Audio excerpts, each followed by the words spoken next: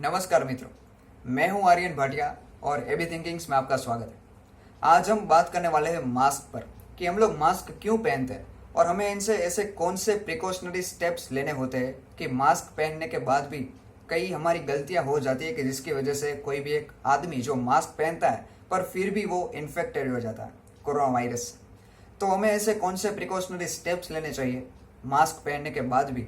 और मास्क हम क्यों पहनते हैं। तो पहले समझते हैं कि मास्क हमें क्यों लगाना चाहिए। जब हम बाहर निकलते हैं घर के बाहर तो मास्क लगाना इतना क्यों ज़रूरी है। उसका मेन रीज़न ये है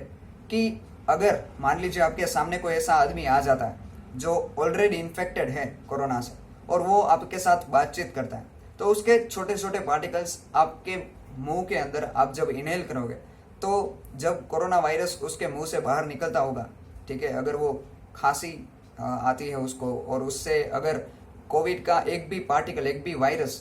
का पार्टिकल आ गया, मॉलिक्यूल या फिर एटम जो भी कहते हैं, और अगर आपने मास्क नहीं लगाया है तो वो डायरेक्टली आपके शरीर के अंदर चला जाएगा और आपको डायरेक्टली इन्फेक्टेड कर लेगा। लेकिन अगर आपने मास्क लगाया होगा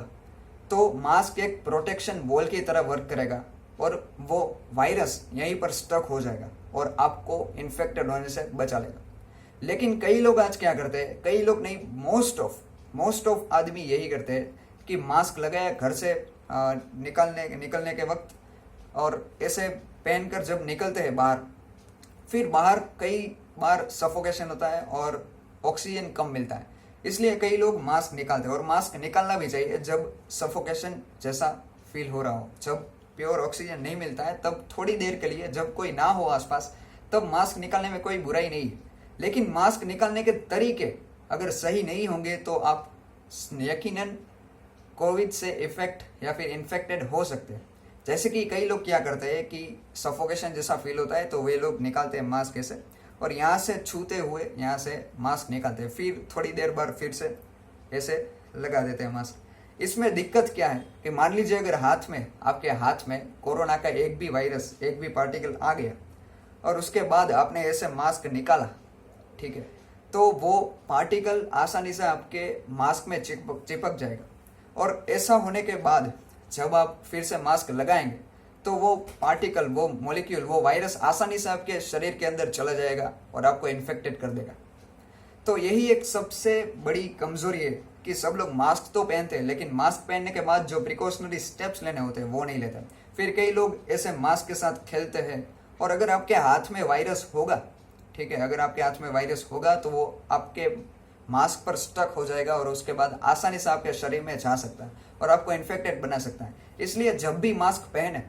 तो खासकर इतने एरिया में कभी ना छुएं, कभी भी। अगर आपको मास्क निकालना है तो फिर भी आप ऐसे निकाल के थोड़ी देर के लिए ऐसे रख दें, लेकिन मास्क के इतने पार्ट में कभी मत छुए, फिर से ऐसे लगा देना, ठीक है। इसलिए जब भी आप मास्क पहने तो इतना ध्यान रखें कि एक बार पहनने के बाद अगर हो सके तो उसे छूना ही नहीं है, और अगर उसे छूते हैं तो फिर इतने एरिया में तो हमारा हाथ कभी लगना ही नहीं चाहिए, क्योंकि हमको नहीं पता है कि आपके हाथ में, हमारे हाथ में कोविड का वायरस है या नहीं, ठीक है। तो ये एक छोटा सा मैसेज मैं आपको दिलाना चाहता था मेरी यूट्यूब चैनल के थ्रू।